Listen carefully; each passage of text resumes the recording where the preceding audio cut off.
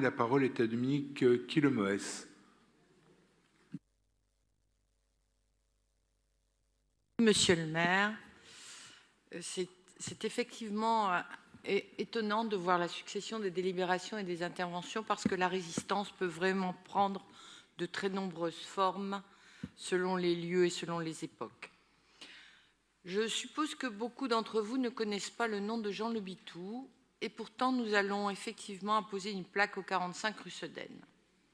Cette délibération nous propose de rendre hommage à Jean Le Bitou, né à Bordeaux en 1948. Son courage, sa détermination et sa vision ont profondément marqué l'histoire du combat pour les droits des gays et des lesbiennes en France. Militant engagé au service de nombreuses causes, journaliste et écrivain, Jean Le Bitou s'investit dès le début des années 1970 dans le Front homosexuel d'action révolutionnaire, ainsi que dans plusieurs groupes de libération homosexuelle.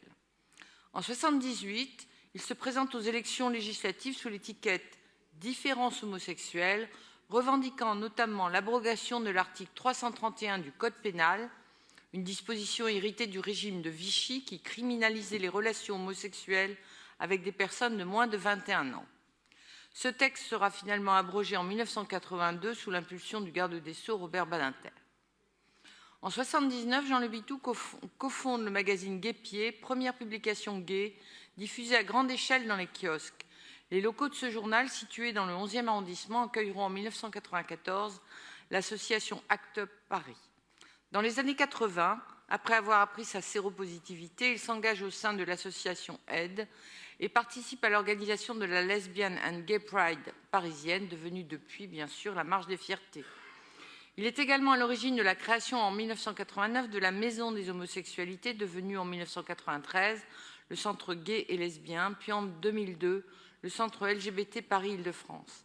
La bibliothèque hébergée par ce centre, qui possède un fonds unique en France, a d'ailleurs été nommée ainsi en son honneur.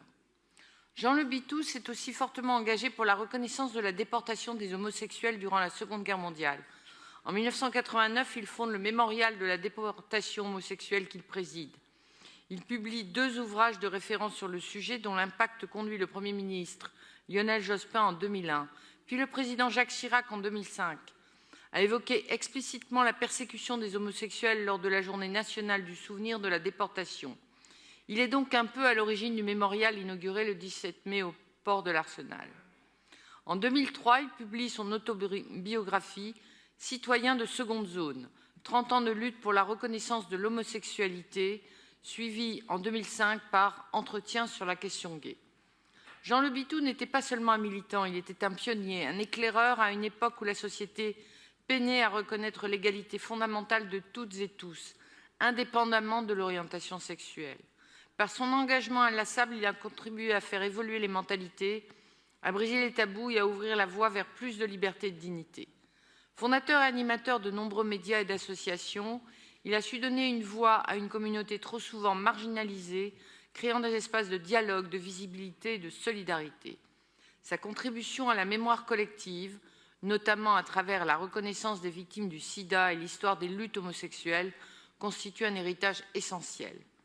Son combat fut celui des droits, mais surtout celui de la reconnaissance sociale.